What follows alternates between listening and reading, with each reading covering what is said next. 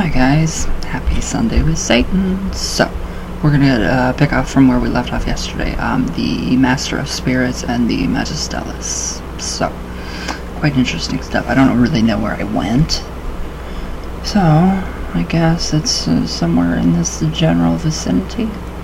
So here we go. Alright, so, and in the mysteries of modern witchcraft, this means everything because this important being stands behind witchcraft in the same way and for the same reasons that he stood behind sorcery for all over Europe in ancient times. So he is the witch father, the creative and deceitful spirit that inspires not just poetry and song and epic, but spells and sorcery. He is a spirit with mastery over the ghost roads, the guides of the dead, met at the crossroads between this world and the next, and of vicarious sexual character, as Christian missionaries were certain that Odin and the devil was the devil himself.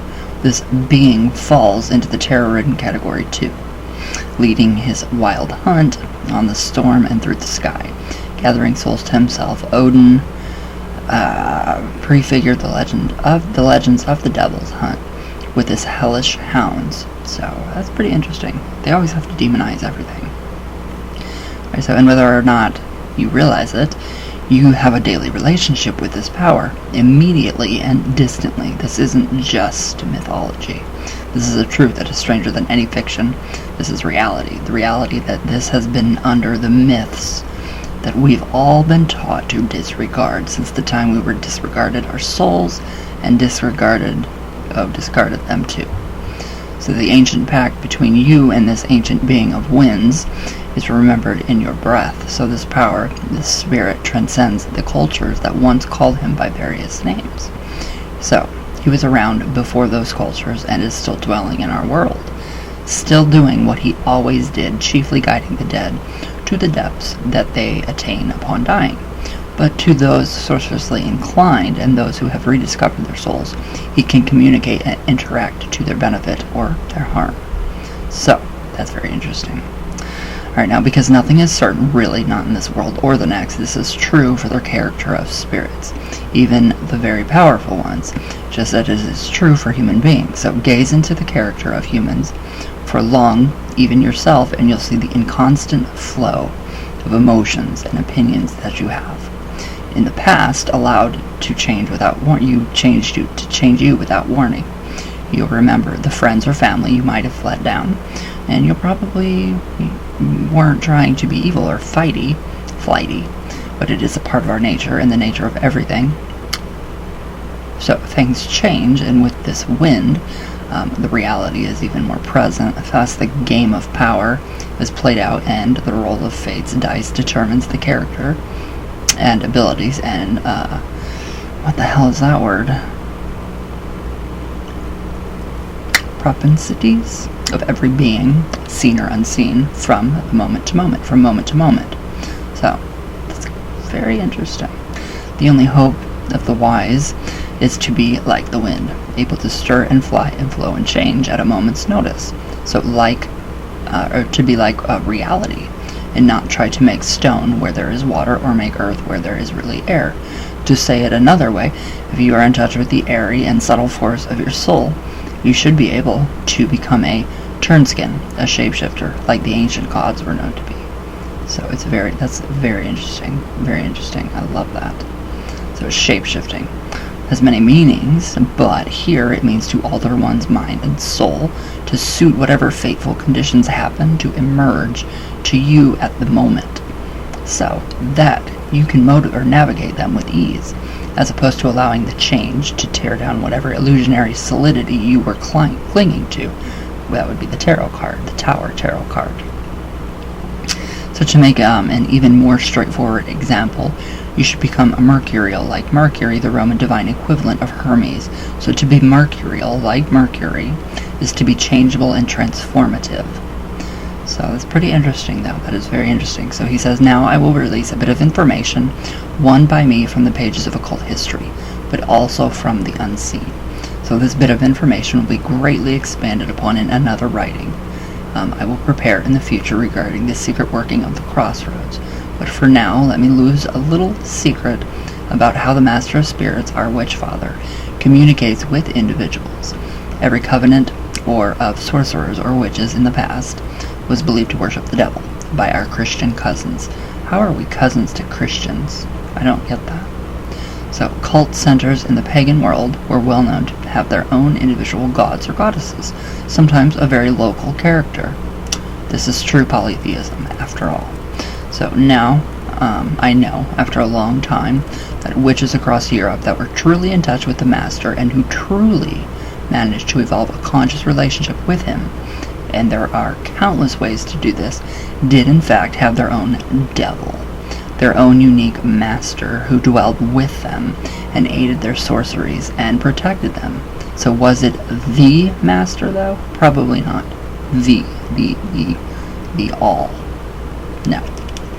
So, a cursory study of ancient Hermeticism allowed me to recommend the superb study, Hermetic Magic, by Dr. Stephen Flowers. Will reveal what other books on the topic of historical polytheology have said. The gods of the pagan world were served by other lesser daemons. The term daemon, before the Christian church turned it into demon, simply meant divine being. So every god or goddess or national character, popular gods of the national mythologies, were not only grey daemons themselves, but also served by beings who were spiritually attached to them, merged with them somehow. The gods and goddesses had messengers and beings who worked in this world on their behalf. Not unlike the many angels which surround the Hebrew God, the word angel comes from the Greek and means messenger. So, if you met her, could you tell the difference between Aphrodite and a daemon who appeared on her behalf and who had a similar nature to her queen and mistress? Probably not. Any daemon, no matter how lacking in power they may be relative to the greater powers, can appear to mortals as being of incredible majesty and power. So that's pretty interesting. Very interesting stuff right there. So, and these daemons who serve the great daemons or great spirits, who are the closest to the greatest and the most elemental powers, like the daemons who serve the Lord of the Winds, are one with the will of their masters, so fully drawing upon the mysterious godhead of their masters. In other words, when the master of witches was truly contacted by mortal sorcerers and appeared or came along to them to teach them or do his bidding, it's likely wasn't him personally, but one of his daemons, one of his servitor spirits, not the master, but little master, what occult history has called a Magistellus. So it's pretty interesting. So to gain the attentions of a Magistellus is a great step forward in power and connection for an individual witch, or for the covenants for the same. So to have a reciprocal relationship, with a Magistellus of the Master represents one's living connection to the conscious mind of the Great Spirit Master that stands behind the art of operative sorcery. So the Magistelli are teachers, protectors, and they appear to have much of the character and nature of the one that they represent. Very, very understandable. Why do I feel blurry? So yeah, that's completely and very understandable. Alright, so so using the work of the Crossers, I have personally gained the attentions and friendship of one of the Master's servitors, who even now remains close to me, guiding me largely in the capacity of a divinatory familiar. His appearance to me, both as a human being and as a stag or deer, and even the meaning of his name and the occult significance of the sounds that make up his name, show his alignment with the sphere of Mercury, the hermetic current, as well as the chthonic nature. It's interesting, so interesting. So, the figures of wild, hairy, goatish, horned, antlered spirits have, since time immemorial, served the Master, so they appear all over folklore and in occult systems.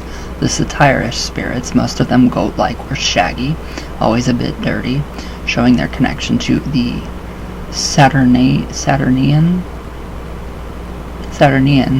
earth itself, the serum of Hebrew lore, the wild men of the woods of many European, the serum of Hebrew lore, the wild men of the woods of many European legends, the Bodiak pucks of the British Isles, each appearing like a little pan or a little phallic demon. So, in the image of the traditional devil of Christianity, they are the windy and chthonic masters, servitors, just as randy as he, but every bit as mercurial and wise as he. So they are the daemons of the ancient spirit some Greeks knew as Hermes, and who has become our devil, and his servants his demons.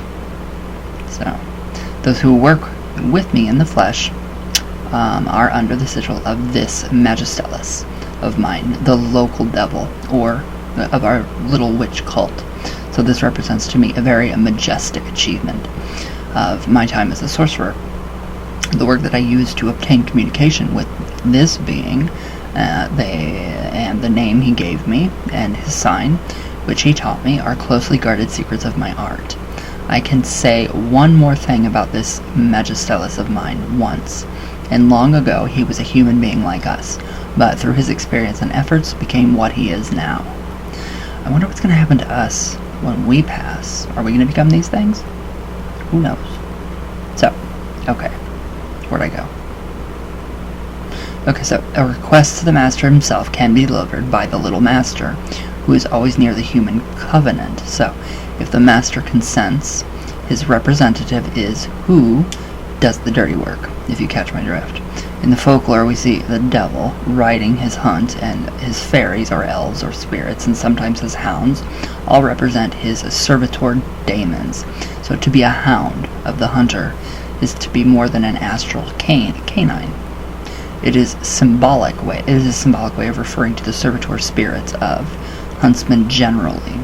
So we know this much about the master, despite his aerial connections, which the early church knew of well. Then they stated in the Bible that their enemies were the powers of air. He is of supremely chthonic character, merged with the earth itself and the underworld. He is not just a windy ghost. He is fully emerged with the flesh and blood and with the earth itself. His lurching phallus in connection with the randy goat and the ramping buck is not a mistake. He is the intelligence behind the furious forces of the phallus. Wow. Wanting to sink deeply into warm, fertile space to increase the massive field of life force that spreads everywhere. And yet, for all that, for all of his goatish jests and a black sense of humor and strange red, almost obscene-seeming personality of misrule, he has purely aerial form as well as almost angelic and ethereal. He, the Turnskin Lord, can appear any way he likes, supreme in wisdom and cunning. He never leaves those who go to him for genuine advice, wanting for the wisdom they sought. He is the cemetery lord, the prince of Elfheim, or the underworld, prince among the Alfar, the elves, who are the spirits of the dead. He is the obscene and pure, wild and noble, or refined, the beginning and end of each of us in that breath. He can take you flying if he chooses. It's very, very interesting. Very interesting. Alright, so. But his ways are ultimately instructable to most of us. His concern for human beings is well known, and why? Can only assume it is the breath and soul connection we have to him. So, else I can't imagine why he and his servitors should spend so much effort on guiding the recently dead or the sorcerously alive into the depths and helping them to find their fateful portions.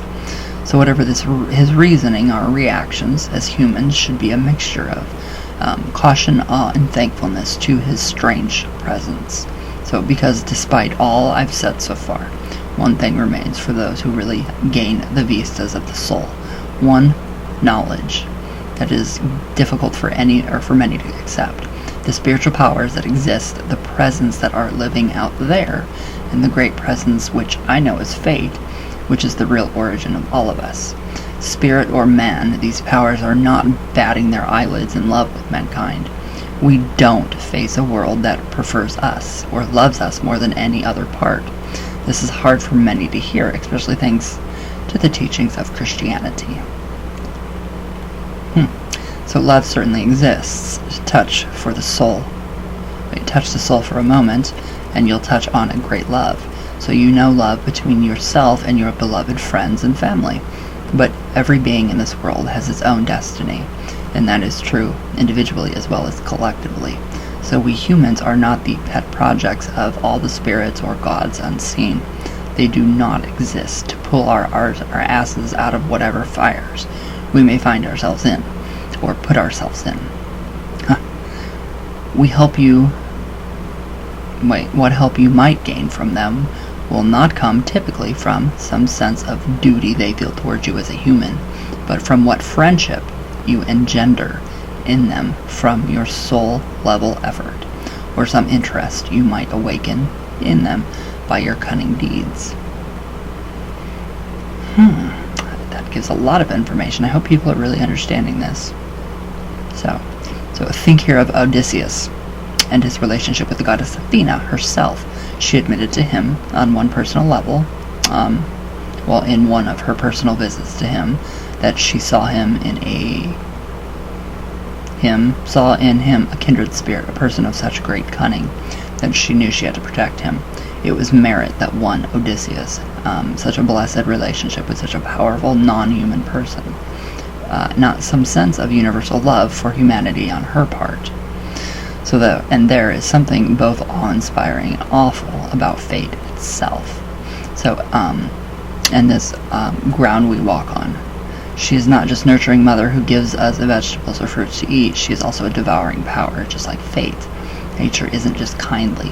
It can kill individuals or entire hosts of humans and animals with ease. So everything in your experience, seen or unseen, is laced with a certain hint of danger, add uncertainty. Even when I realized that my soul wasn't vulnerable to death, as I had once thought, I realized that death was still close at hand, and would swoop down one day, perhaps soon, and thrust me into the depths of the soul. So, in the great presence that I felt, described earlier in my journal entry, wasn't going to stop this from happening. In fact, it had something to do with why it was happening. So these powers don't have our human agendas. They don't put our particularly human needs or wants first and foremost. This is the first lesson of fate. In a world of many beings, seen and unseen, the needs and wants of one particular kind of being are never the center stage. The world is never just about you, not even all of your kind. Even the spirits and even the master have their own road under the influence of fate. The lesson here, you aren't as important as you have been taught to think by your anthropocentric world with its anthropocentric religions, sciences, and cultures. Wow. So yeah, that is true. That's very true. So your real importance comes not from your cultural understandings, which are all aspects of the conceptual mind, but from your soul and your real place in the great whole of things. We don't tend to know our true place, but we can discover it. But whether or not we discover it consciously is of smaller value than we think, because come what may, the winds of life and death are going to blow you to your place, move you there steadily. You might discover that as you are moved on the winds of life and death, you are always in your right place. This is fate's promise, and she makes it not just to human souls, but to all souls. She strips away our empty and illusionary hopes, but gives back the real and the immortal. Okay, so that really does, make a lot of sense. If the gods and the goddesses are not there, and they are not particularly interested in our wants and our needs. So they're kind of, out there until you really build that relationship up. So, ouch. Alright, so, where'd I go?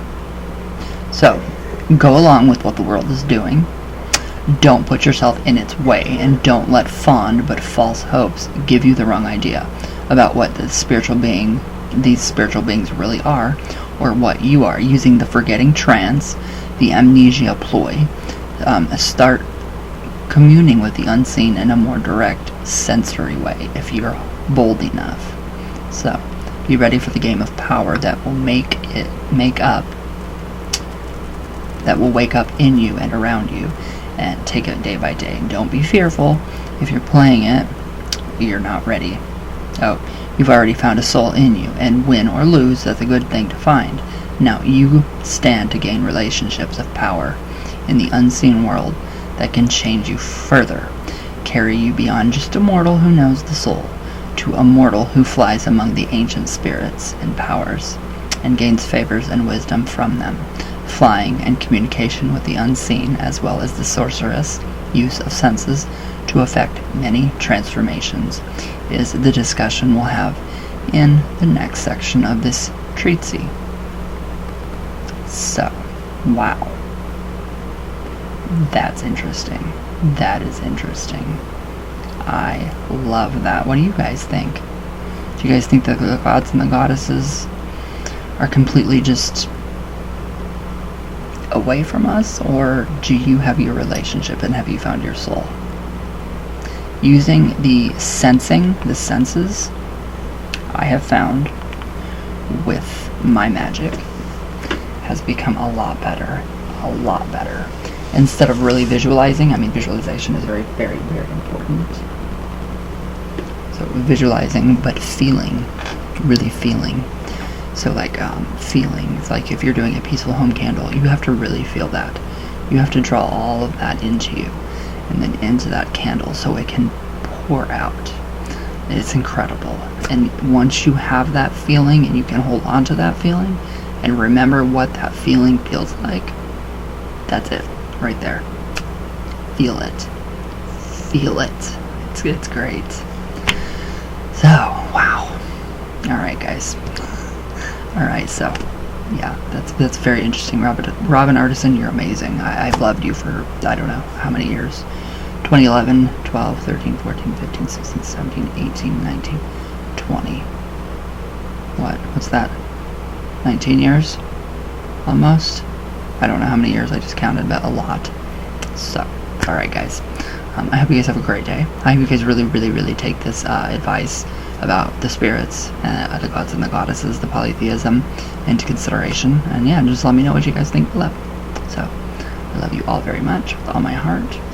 All the way from Venus, all the way back down. There we go. And I will see you guys tomorrow. So, alright guys, I love you all, and thank you guys so much for watching. You guys are amazing. So, and yeah, just everybody have a good day.